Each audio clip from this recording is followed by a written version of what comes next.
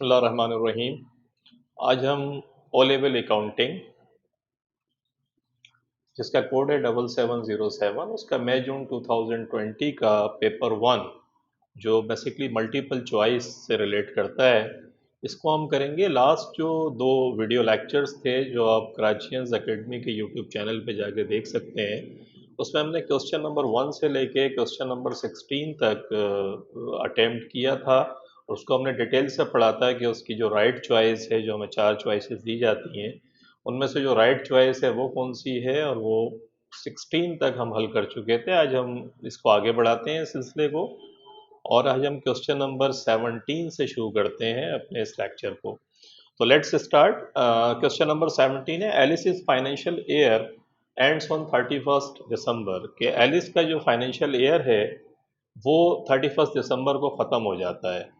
The balances on our books on 1 January 2020 included the following, कि जो balances हैं उसकी किताबों के अंदर 1 जनवरी 2020 को वो ये फॉलोइंग बैलेंसेज उसने आपको दिए हैं। क्या कहता है? कहता है कि कमीशन रिसीवेबल जो है 250 का डेबिट बैलेंस है, और रेंट रिसीवेबल का $500 का क्रेडिट बैलेंस है। देखिए, इसके अंदर बड़ी इंपॉर्टेंट एक कंसेप्ट है, और जैसा कि हम लास्ट में दो वीडियो लेक्चर्स जो हैं उसके अंदर मैंने आपको बताया है कि कंसेप्ट का समझना बहुत ज़रूरी है। अगर आपकी समझ में कंसेप्ट आया हुआ है तो फिर राइट चॉइस बहुत इजी है, आपकी ज़िंदगी आसान होगी। और अगर आपकी समझ में कंसेप्ट नहीं आया है तो लाइफ विल बिकम हेल, कि आपकी समझ नहीं आएगा कि इनमें से कौन सी चॉइस जो है वो सही है। तो पहला कंसेप्ट देखते हैं, कमीशन रिसीवेबल। एक तो बड़ा बेसिक है कि जब भी रिसीवेबल का लफ्ज़ आए तो आप समझ लेते हैं कि यार ये एसेट की बात हो रही है। तो कमीशन रिसीवेबल का मकसद है कि कमीशन है, आपने कमीशन पर काम किया और ये कमीशन आपको रिसीव करना है अपने किसी कस्टमर से, या कस्टमर से, और $250 का ये अमाउंट है। तो ये एसेट है आपका। आपकी समझ आ गया कि ये एसेट है, लेकिन ये भी समझ आ गया कि ये आपको फ्यूचर में रिसीव होगा। तो एसेट हर वो चीज़ जो मैंने आपको बताया था लास्ट लेक्चर में भी, कि हर वो चीज़ जो आपको इकोनॉमिकल बेनिफिट्स दे रही है।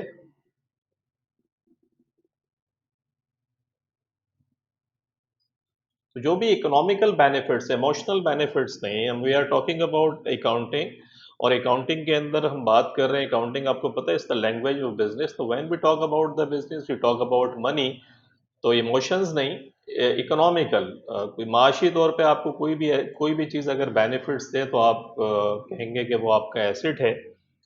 और एसेट्स वो हैं जो आपको ऑनगोइंग बेसिस पर भी बेनिफिट्स दे रहे होते हैं, और फ्यूचर के अंदर भी अगर कोई चीज़ आपको रिसीव होनी है जिस पे आपका राइट है और वो आपको बेनिफिट देगी, तो वो भी आपका एसेट है। तो कमीशन रिसीवेबल आपका एसेट है, और रेंट रिसीवेबल भी आपका एसेट है। इंटरेस्टिंग पॉइंट जो यहाँ पर समझने का है, इसका डेबिट बैलेंस है।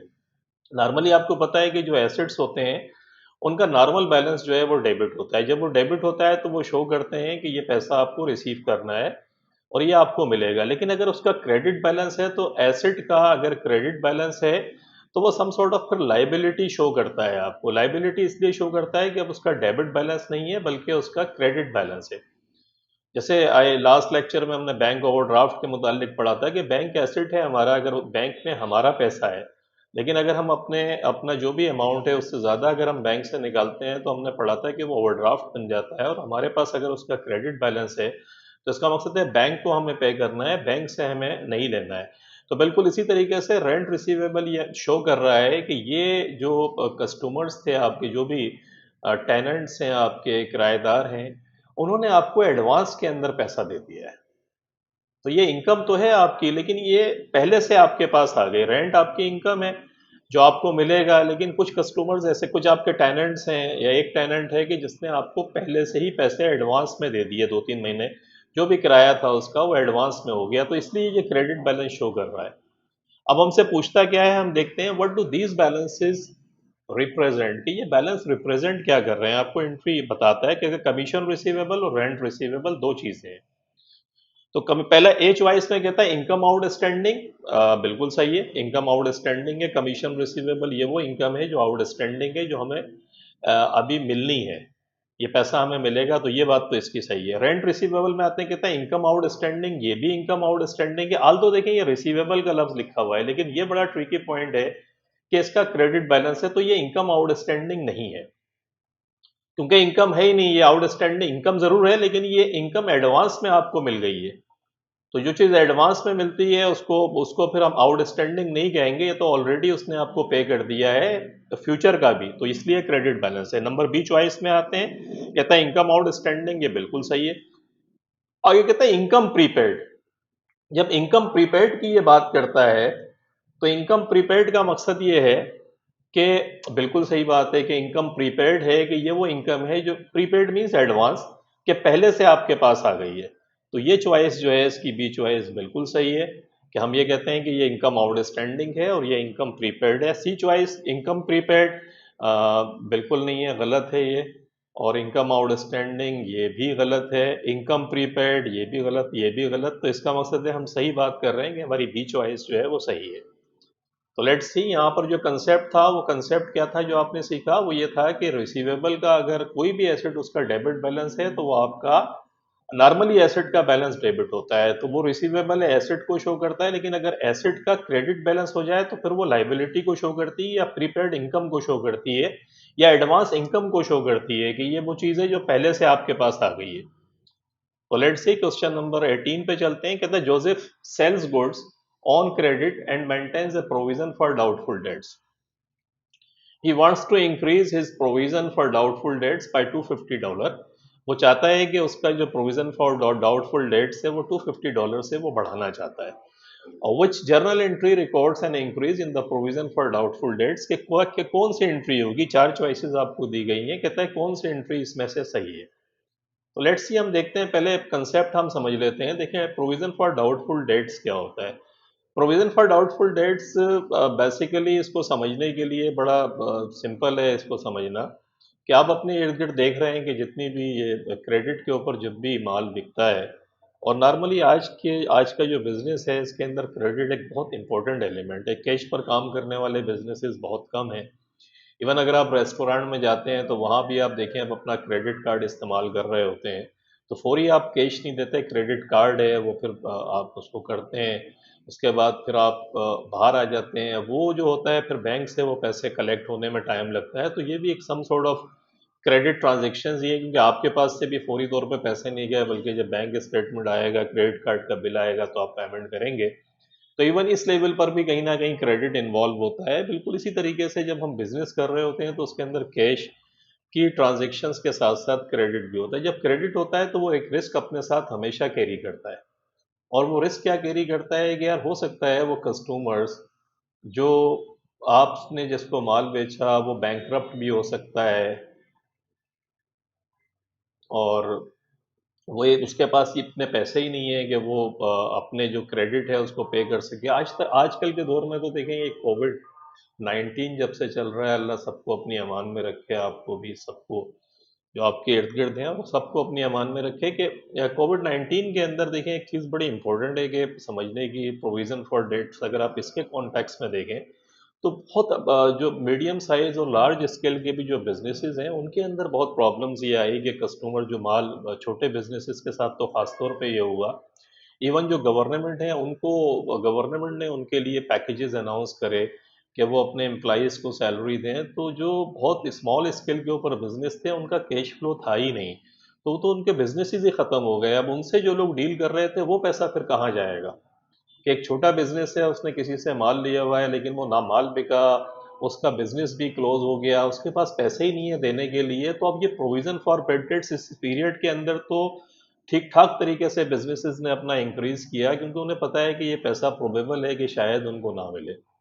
तो प्रोविजन फॉर बेड डेट्स आपकी समझ आया है कि प्रोविजन फॉर डाउटफुल डेट्स वो अमाउंट है जब आप क्रेडिट के ऊपर बेचते हैं किसी माल को, तो एक रिस्क आपके साथ होता है। रिस्क ये होता है कि वो कस्टमर हो सकता है आपको पैसे ना दे। तो नॉर्मली क्या करते हैं, आपका एक आप बिजनेस करके एक आपको आइडिया हो जाता है कि यार इतने अमाउंट जो है ना, नॉर्मली मेरे पास अगर मैं जो भी माल बेचता हूँ क्रेडिट के ऊपर उसका 2%, 3%, 4% अमाउंट ऐसा है जो मुझे नहीं मिलता। मेरे कस्टमर्स बैंकरप्ट हो जाते हैं, कुछ भाग जाते हैं, किसी के साथ प्रॉब्लम्स होती है तो वो पैसे नहीं दे पाता।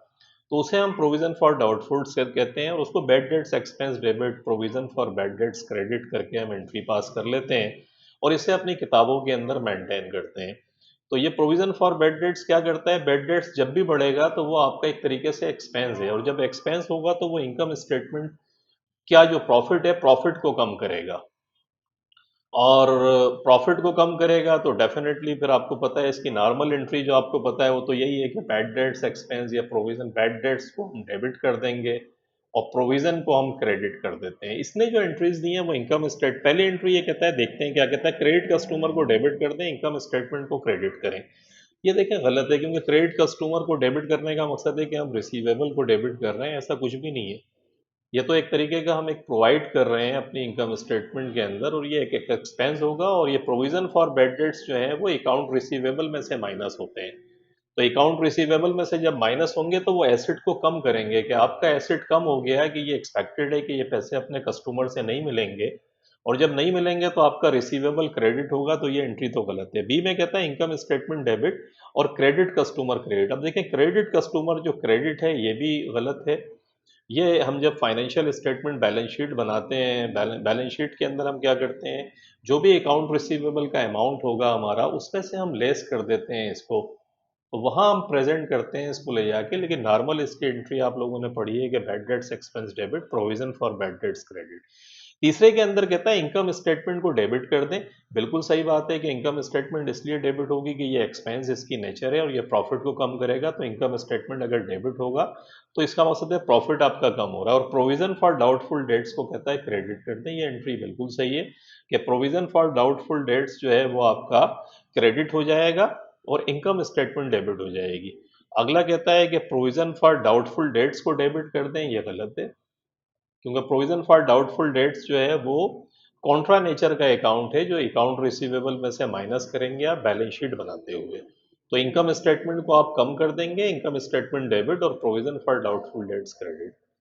ये बड़ा ट्रिकी किस्म का टॉपिक है, and I will record my separate lecture for it, जिसके अंदर हम इसको बहुत डिटेल से पढ़ेंगे कि इसका लेजर कैसे मेंटेन करते हैं, और लेजर मेंटेन करने के बाद बैलेंस शीट में कैसे लेके जाएंगे। यहाँ इस सवाल की हद तक आप समझ लें कि प्रॉफिट आपका कम हो रहा है तो इनकम स्टेटमेंट डेबिट हो जाएगा और प्रोविजन फॉर डाउटफुल डेट्स को हम क्रेडिट कर देंगे। क्वेश्चन नंबर 19 के अंदर आते हैं, which items are deducted from the gross profit when calculating the profit for the year। कि कौन से आइटम्स हैं जो ग्रॉस प्रॉफिट से आप माइनस करेंगे when calculating the profit for the year. तो देखें कौन कौन से आइटम है। नंबर एक कहता है balance on the provision for doubtful dates accounts. तो ये तो गलत है। देखें balance for provision for doubtful dates, जैसे कि हम ऊपर पढ़कर आ रहे हैं कि ये तो अकाउंट रिसीवेबल में से बैलेंस शीट में से माइनस होता है, इनकम स्टेटमेंट में ये नहीं जाता। ये हमसे इनकम स्टेटमेंट की बात करता है। Carriage paid on goods supplied to customer, बिल्कुल सही है कि जो कैरिज हमने पे करा जब कस्टमर्स को हम माल बेच रहे थे, जो माल बेचा उसको उनके घर तक पहुंचाने, उनके वेयर हाउस, उनकी दुकान, उनकी शॉप और what ever is the name, वहाँ तक पहुंचाने में जो किराया पे हुआ वो आपको पता है कि ग्रॉस प्रॉफिट में से माइनस करेंगे, क्योंकि ये एक्सपेंस है बिजनेस का। तो प्रॉफिट अर्न करने के अंदर ये कॉस्ट भी बेयर करनी पड़ेगी बिजनेस को, तो ये ऑपरेटिंग एक्सपेंस है हमारा, इसको वहाँ से माइनस करेंगे इनकम स्टेटमेंट से। Drawing made by the owner during the year, ये बिल्कुल गलत है, क्योंकि ड्राइंग तो ऑनर्स जो मालिक है बिजनेस का वो पर्सनल यूज़ के लिए जो पैसे निकालता है या चीज़ें लेता है उसको फिर ड्राइंग से रिप्रेजेंट करते हैं। तो ड्राइंग जो है ये भी इक्विटी अकाउंट का पार्ट है और ये इनकम स्टेटमेंट के अंदर ग्रॉस प्रॉफिट से माइनस नहीं होता। Wages paid to employees during the year, बिल्कुल सही है, जो हमने तनख्वाहें दी हैं अपने एम्प्लॉइज को, वेजेस पे करी है, ये बिल्कुल प्रॉफिट में से माइनस होगी ग्रॉस प्रॉफिट में से। तो 2 और 4 आई थिंक ये हमारा दोनों चीज़ें हमें कंसेप्चुअली लगती हैं कि ये बिल्कुल माइनस होनी चाहिए प्रॉफिट में से। देखते हैं ऑप्शंस क्या है। 1 2 3 ये गलत है हमारा। 1 2 4 बिल्कुल गलत है। 2 और 3 ये भी गलत है। 2 और 3, 2 और 4 का जो है ये हमारा, तो चॉइस नंबर डी जो है हमारी क्वेश्चन नंबर 19 के अंदर अगर हम देखें तो चॉइस हमारी डी जो है वो सही है। तो ये हमारा पार्ट हो गया। उसके बाद 20 में आते हैं। On 31 December 2019 John had net assets of $2000 and capital of $2000, के 2000 का इसके पास नेट एसेट्स थे और 2000 का इसके पास कैपिटल इसका था। On 1 January 2020 goods casting $140 were sold on credit for $220, के 140 डॉलर की जो चीज़ें थी वो हमने $220 के अंदर बेची। अब देखें $220 के अंदर अगर हमने बेची तो इसका एक पहला एंट्री तो ये होगी कि अकाउंट रिसीवेबल को डेबिट कर दें, सेल्स को क्रेडिट कर दें 220 से। ये आपको पता है माल बिकता है तो रिसीवेबल डेबिट सेल्स क्रेडिट। अच्छा जो गुड्स हैं, जब ये गुड्स जाएंगी तो फिर कॉस्ट क्या होगी कि इन्वेंट्री, मर्चेंडाइज इन्वेंट्री आसानी के लिए जो भी इन्वेंट्री आपके पास पड़ी हुई थी वो कम हो जाएगी। कॉस्ट ऑफ गुड्स सोल्ड को डेबिट कर देंगे, मर्चेंडाइज इन्वेंट्री को डेबिट कर दें आप, इन्वेंट्री क्रेडिट हो जाएगी।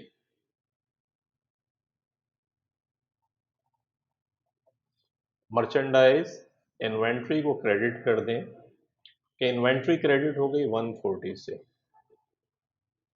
अब देखें जो मर्चेंडाइज इन्वेंट्री है आपकी, ये भी आपका एसेट है, अकाउंट रिसीवेबल भी आपका एसेट है। और सेल्स में से cost of goods sold minus होता है, आपको पता है। तो सेल्स 220 की है और उसमें से कॉस्ट ऑफ गुड्स सोल्ड 140 की है, तो प्रॉफिट कितना आ गया आपका? अगर हम यही कैलकुलेट कर लें तो प्रॉफिट हम कहेंगे 80 रुपीज़ का प्रॉफिट है, क्योंकि 220 $220 की जो चीज़ें हमने बेची उनकी कॉस्ट $140 की थी, जो बता रहा है वो आपको, ये बताया है इसने। तो इसका मकसद है $80 का प्रॉफिट हुआ। अकाउंट रिसीवेबल ये एसेट है जो फ्यूचर में आप अपने कस्टमर से ये पैसा रिसीव करेंगे। मर्चेंडाइज इन्वेंट्री ये भी आपका एसेट था, जो माल है जो आपने खरीदा है बेचने के लिए। तो 220 से अगर एसेट्स इंक्रीज हुआ, ये इंक्रीज हो रहा है, तो ये 140 से डिक्रीज भी हुआ। तो इसका मतलब 220 140 $80 से एसेट्स आपका नेट नेट अगर हम बात करें तो नेट इंक्रीज $80 की है हमारी। तो कंसेप्चुअली अगर आपकी समझ में ये चीज़ें आती हैं, जर्नल एंट्री का कंसेप्ट आपका क्लियर है कि अकाउंट रिसीवेबल को डेबिट करेंगे, सेल्स को क्रेडिट करेंगे, cost of goods sold debit हो गई, मर्चेंडाइज इन्वेंट्री क्रेडिट हो गई, इन्वेंट्री आपका एसेट है, अकाउंट रिसीवेबल भी एसेट है। तो 220 में से एक एसेट डेबिट हो रहा है, दूसरा एसेट क्रेडिट हो रहा है, तो उसके अंदर से जब आप माइनस करेंगे तो नेट एसेट इंक्रीज आपकी 80 हो गई। प्रॉफिट आपको पता है कि $220 $140 की चीज़ें 220 के अंदर बेची तो $80 का प्रॉफिट है। देखते हैं अब ये चॉइसेस क्या हैं। अगर आपकी कंसेप्चुअली चीज़ें समझ में आ गई हैं तो राइट चॉइस टिक करना आसान है। कहता है नेट एसेट्स के अंदर बताएं कि एसेट्स के अंदर और कैपिटल इन दोनों पे। कहता है what was the effect on off this transaction on the statement of financial position. Statement of financial position का मकसद है कि बैलेंस शीट की बात कर रहे हैं। बैलेंस शीट में कहता है नेट एसेट्स और कैपिटल दो चीजें उसने दी हैं। कहता है ये बताएंगे क्या होगा। पहला कहता है नेट एसेट्स डिक्रीज 80 से और कैपिटल भी डिक्रीज हो गया। ऐसा कुछ नहीं है, हमें पता है कि हमने 140 $140 की चीजें $220 में बेची तो $80 का प्रॉफिट है। और प्रॉफिट जो है वो कैपिटल को इंक्रीज करता है, अगर लॉस हो तो वो कैपिटल को कम करता है। तो इसका मकसद है अपेरेंटली $80 का प्रॉफिट का मकसद है कैपिटल $80 से इंक्रीज हो जाएगा। बी चॉइस के अंदर देखते हैं, कहता है कि एसेट्स जो है वो $80 से इंक्रीज हुए और कैपिटल भी $80 से इंक्रीज हुआ। और आई थिंक हमारा ये चॉइस हमें लगता है बेहतर है, क्योंकि हमने देखा कि नेट एसेट्स जो इंक्रीज हुए हैं वो $80 से हुए हैं और कैपिटल, क्योंकि प्रॉफिट बढ़ा है तो कैपिटल भी बढ़ेगा। तो इसका मकसद है चॉइस बी जो है हमारी वो सही है।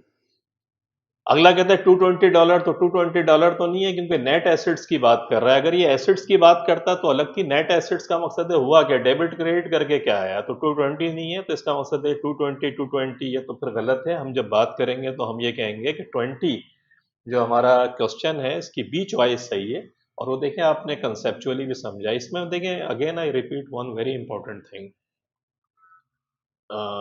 सेंस जब से मैं आपको वीडियो लेक्चर में रिकॉर्ड करवा रहा हूँ इसकी, कि देखिए कंसेप्ट का समझना बहुत ज़रूरी है।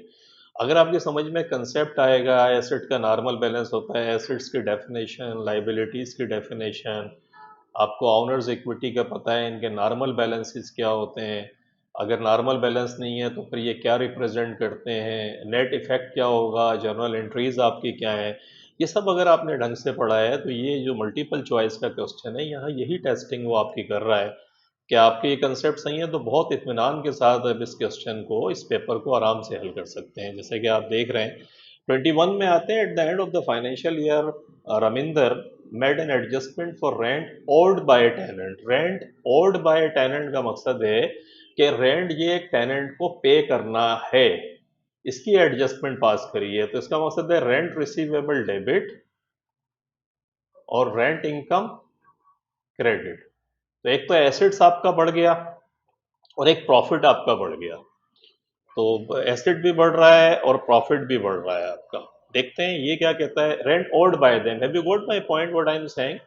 आई एम सेइंग कि रेंट ओड बाय टेनेंट, के एक टेनेंट को किराया देना है तो उसकी रविंदर ने एडजस्टमेंट पास करी है, अब देना है उसको, पे नहीं करा है उसने, उसे देना है तो आपको उससे लेना है। जब आपको उससे कोई चीज़ लेनी है तो जब वो पेमेंट करेगा तो आपके लिए तो एसेट हो गया। एसेट हर वो चीज़ जो फ्यूचर में आपको इकोनॉमिक बेनिफिट्स दे।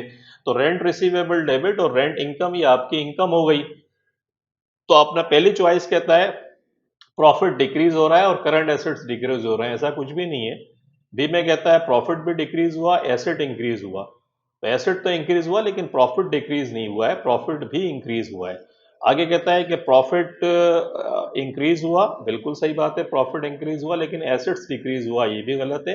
डी में कहता है कि प्रॉफिट भी इंक्रीज हुआ और करंट एसेट्स भी इंक्रीज हुआ। आई थिंक चॉइस डी जो है वो बिल्कुल सही है, क्योंकि rent receivable debit, rent income credit. तो 21 में हम सेफली ये कह सकते हैं कि हमारी डी चॉइस जो है वो बिल्कुल सही है। अगेन वही बात है कि एडजस्टिंग एंट्रीज अगर आपको आती हैं और इसकी एडजस्टमेंट आपको पता है, rent receivable debit, rent income credit, receivable आपका एसेट है वो इंक्रीज हुआ, इनकम आपकी प्रॉफिट है वो भी इंक्रीज हो गई, तो आप आराम से इसका जवाब दे सकते हैं।